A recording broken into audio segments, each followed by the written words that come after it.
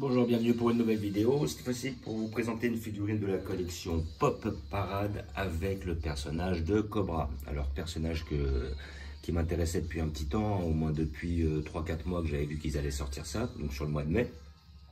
Et comment dire, voilà, enfin je la trouve quoi. Voilà, donc personnage de Cobra, personnage d'anthologie, hein, des mangas d'il y a un certain temps, il y a bien une vingtaine, 25 ans à peu près d'années. Et comment dire, voilà, donc je crois que c'est l'une des premières collections qui nous propose une PVC de ce personnage-là. Et comment dire, voilà, donc ce que j'aime bien dans cette collection-là, c'est qu'ils reprennent des mangas un peu à l'ancienne. J'avais pu retrouver des figurines de manga comme dans Dragon Quest, comme dans Dragon Quest la quête de Dai, comme dans Kenshin le Vagabond. Voilà, pas mal de figurines assez à l'ancienne. Et puis après, c'est vrai que j'ai remarqué sur cette collection aussi qu'il partait sur pas mal de figurines de femmes en général, sur tout ce qui va représenter un peu plus les gals. Voilà, un petit peu plus ce délire-là. Même si c'est pas le mien, c'est pas si mal. Mais surtout, cette capacité à retrouver des personnages à l'ancienne. J'ai vu qu'ils faisaient aussi du Yu Yu Hakusho, qu'ils faisaient du, comment dire, du Olive Tom. Donc voilà, on est bien, c'est pas si mal. Alors après, il y a des licences qui n'attaquent pas, comme celle de Dragon Ball, parce que bon, c'est vrai que le marché est déjà saturé par Bad Presto, en général. Et comment dire, et après, j'ai vu qu'ils ne faisaient pas les Chevaliers de Zodiac aussi, Saint Seiya. C'est normal aussi, entre toutes les figurines articulées, plus après, Bad Presto, on avait sorti quelques-unes, si je dis pas de bêtises. Voilà, c'est un marché qui est déjà saturé. J'ai vu qu'ils avaient fait aussi des très belles figurines de Baki.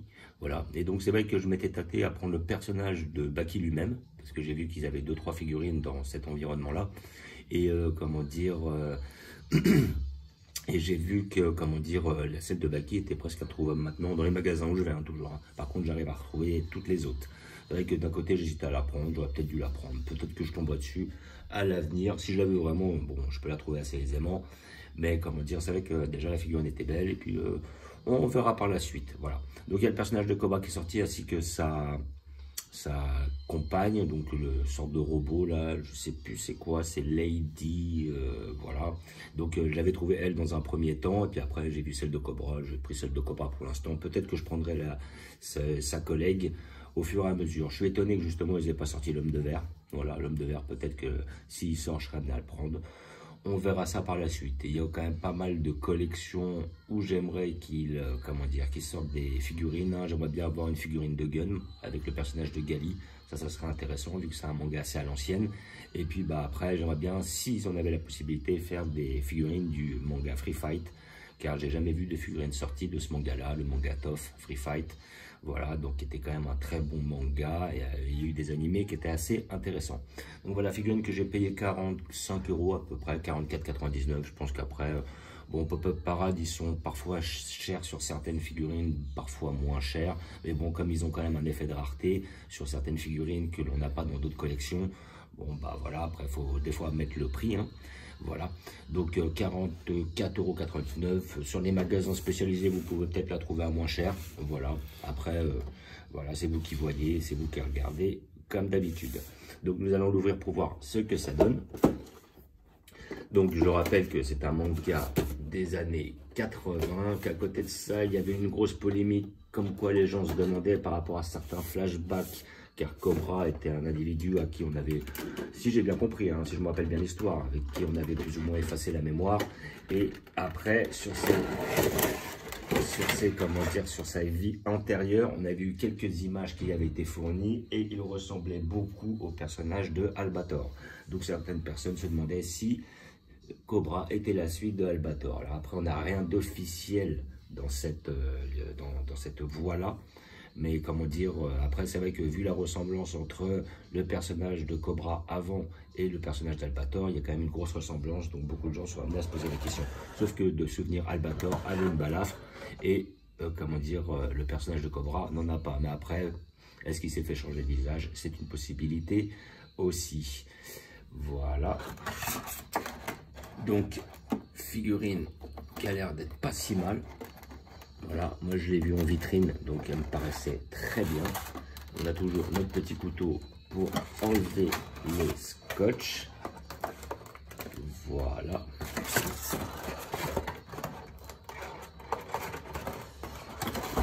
J'ai le scotch. Celui-là c'est bon. Donc figurine Pop-Up Parade, les boîtes sont toujours les mêmes, en plastique pour voir le personnage au travers, voilà.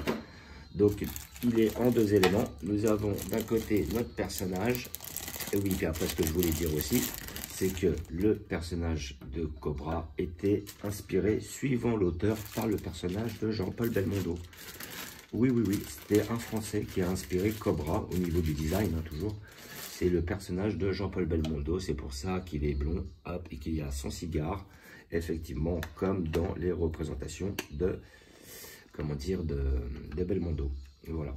Donc c'est vrai qu'ils étaient beaucoup passionnés par les Français, et il y a pas mal de personnages issus de manga qui sont inspirés des Français.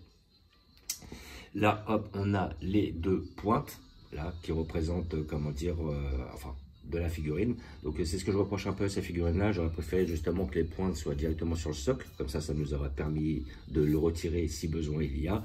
Par contre, là, ils mettent comment dire, les pointes dans les pieds, ce que je déplore totalement, parce qu'après, à côté de ça, on est obligé d'avoir le socle pour que cela fonctionne. Voilà, donc après, il suffit de mettre le perso dedans. Alors, on va voir s'il est dans le bon sens. Voilà, parce qu'il y a un sens, évidemment. Voilà, c'est celui-ci. Voilà, et là, nous avons notre personnage qui tient grâce au socle, évidemment. Le socle, il est un peu plus basique, il n'est pas terrible. Alors, ce qu'il en est du personnage, pour moi, le personnage par rapport aux souvenirs que j'en ai, c'est vrai que justement je trouve très bien réalisé. Il est peut-être même un petit peu plus beau que dans le manga ou dans l'animé, parce que dans l'animé les dessins étaient quand même assez grossiers. Voilà, donc on a un beau personnage, de jambes assez fines, mais comment dire, qui sont quand même assez proches ou fidèles au personnage d'origine. Voilà, nous avons comment dire, des abdos bien apparents. Je pense qu'ils ont dû prendre par rapport au style du personnage, comment dire, une certaine liberté, mais bon, d'un côté, je trouve ça pas mal. Voilà, sa petite tenue rouge classique et effectivement son psychogun dans la main, c'est-à-dire qu'il retirait son bras et en fin de compte, il avait un pistolet qu'on sortait, un pistolet laser, qui est vraiment son arme de prédilection. C'est à travers ça qu'on se souvient du personnage de Cobra. Voilà, son fameux psychogun ou rayon delta, ça dépend vraiment des versions, parce qu'après, il y avait comment il l'appelait dans l'animé, comment il l'appelait dans le manga, et aussi comment il l'appelait comment dire, dans les OAV, ou plutôt les films qu'ils ont fait sur le personnage. Bon, après, j'avais plusieurs visions, il y avait le psychogun, il y avait rayon delta, voilà, il y a eu plusieurs versions, quoi. Mais donc voilà, c'était son arme de prédilection qui était cachée dans son bras gauche et qui effectivement, il retirait son bras et après il avait ce fameux pistolet qui revenait. Donc nous allons l'avoir de plus près. Voilà. Donc le cigare est bien fait, représentatif du personnage, les yeux bien faits, cheveux bien faits.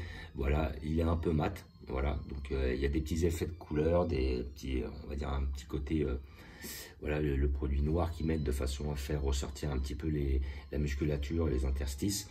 Voilà, au niveau de la taille, il est bien fait. Les jambes sont fines, mais très fidèles et représentatives au personnage. Le pistolet, le rayon delta est très bien fait. Il est très beau, très propre. Voilà. Après, on a un dos bien musclé. Moi, je pense qu'ils ont trouvé certaines libertés. C'est vrai que d'un côté, ils l'ont fait un petit peu plus, on va dire, masculin, musclé et tout. Mais bon, d'un côté, ça ne me dérange pas. Voilà, c'est une liberté qu'ils ont pris et qui ne me dérange pas. Voilà, donc après, on a vraiment un personnage qui est bien réalisé. Il est propre, il est beau, il est très bien. Après, peut-être un peu cher pour ce que c'est, effectivement. Mais bon, après, comme c'est l'un des seuls personnages de ce manga-là qui existe en PVC à l'heure actuelle, d'après mes connaissances. Donc, je préfère quand même, voilà, je trouve vraiment bien. Et puis après, je le conseille pour tous les passionnés par ce personnage-là. Voilà, c'est quand même assez abordable, c'est pas le prix d'une résine, voilà. Donc, comme vous pouvez voir, les yeux bien faits, le petit cigare, le petit pistolet, la petite musculature. Franchement, très beau perso. Voilà, et je pense que par la suite, je prendrai sa collègue, je la mettrai à côté, comme ça fera un petit couple, quoi. Comme j'ai fait pour le manga City Hunter avec le personnage de Ryo et Kaori, ou entre autres Nicky Larson et comment elle s'appelle, et Laura. Voilà, donc comme d'habitude, je vais vous montrer où je vais la placer. Donc bon, vu que c'est mon seul personnage, il va aller dans le tronc commun avec les mangas, hein, voilà, tout simplement. Il ne va pas aller dans les collections Dragon Ball ou Marvel, évidemment.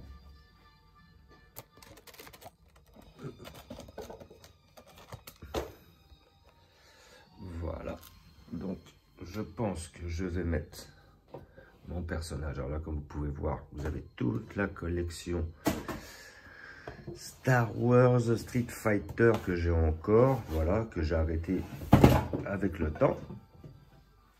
Et hop, et là après, nous avons notre tronc commun de manga, Dragon Quest sur la gauche, Cynthia Hunter derrière, des personnages du manga Vagabond, personnages de manga Ken le Survivant. Après, nous avons des personnages du manga Bastard et le, comment dire, personnage Olivet Tom. Après, en hauteur, j'ai foutu mes personnages de Kenshin le Vagabond. Donc effectivement, cette figurine et cette figurine de la collection Pop-Up Parade aussi. Et je vais placer mon personnage au milieu. Voilà. Donc il sera là, dans le tronc commun. Voilà. Donc comme vous pouvez voir, elle est vraiment très bien réalisée. Je suis content de cette figurine et je pense que je prendrai sa collègue que je mettrai à côté, à voir pour l'homme de fer, ou l'homme de verre plutôt, si il sort. Donc, comme d'habitude, hein, je vous remercie d'avoir regardé. Je vous dis, enfin, n'hésitez pas à vous abonner. Je vous dis à bientôt. Et ciao!